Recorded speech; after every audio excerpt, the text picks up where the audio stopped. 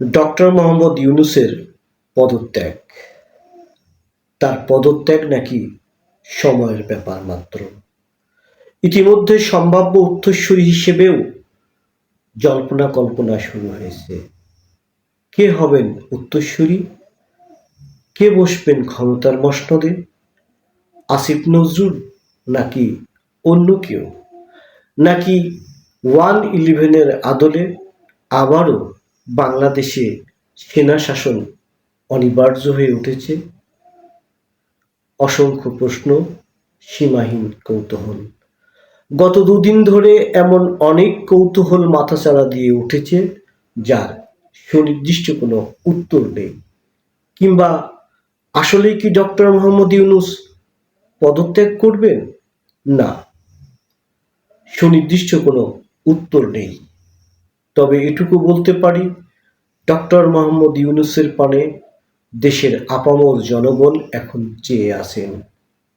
তাকে কেন্দ্র করেই আবর্তিত হচ্ছে জনগণের আশা আকাঙ্ক্ষা। অতএব এই মুহূর্তে যদি ডক্টর মোহাম্মদ ইউনূস পদত্যাগ করেন, তবে একদল স্বপ্নবাজ মানুষের স্বপ্ন নিমেষেই গহীন অন্ধকারে ডুবে যাবে। আবারও পথ হারাবে বাংলাদেশ। অবশ্য পথ হারানোর জন্য যা কিছু করার দরকার তার সমস্ত প্রক্রিয়াই প্রায় সম্পন্ন।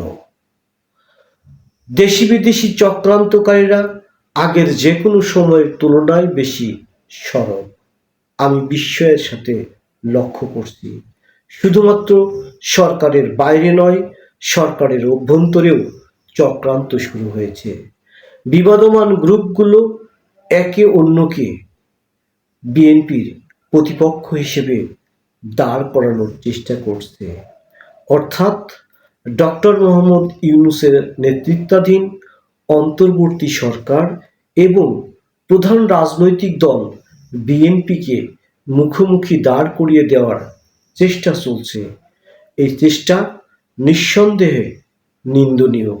এই নিন্দনীয় কাজের সাথে যে বা যারা জড়িত, আমি তাদেরকে আহ্বান জানাচ্ছি, আপনারা ওই পথ থেকে সরে আসুন।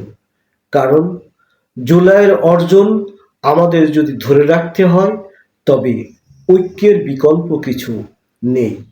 আর আপনারা যারা বিএনপিকে নানাভাবে বিতর্কিত করার চেষ্টা করছেন, আমি তাদেরকে বলবো, আপনাদের চেষ্টা সফল হবে না।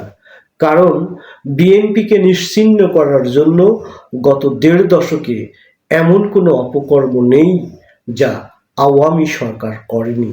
অতএব তারা যখন সফল হতে পারেনি, আপনারাও সফল হতে পারবেন না। তার চাইতে আপনারা সংযত হন, সহনশীল হন, দায়িত্বশীল হন, দায়িত্ব নিয়ে কাজ করুন। দায়িত্ব নিয়ে কাজ করলেই বাংলাদেশ যে গভীর অন্ধকার থেকে আলোর দিকে যাত্রা করেছে, সে যাত্রা আরও বেশি কল্যাণকর হবে, আরও বেশি ফলপ্রসূ হবে।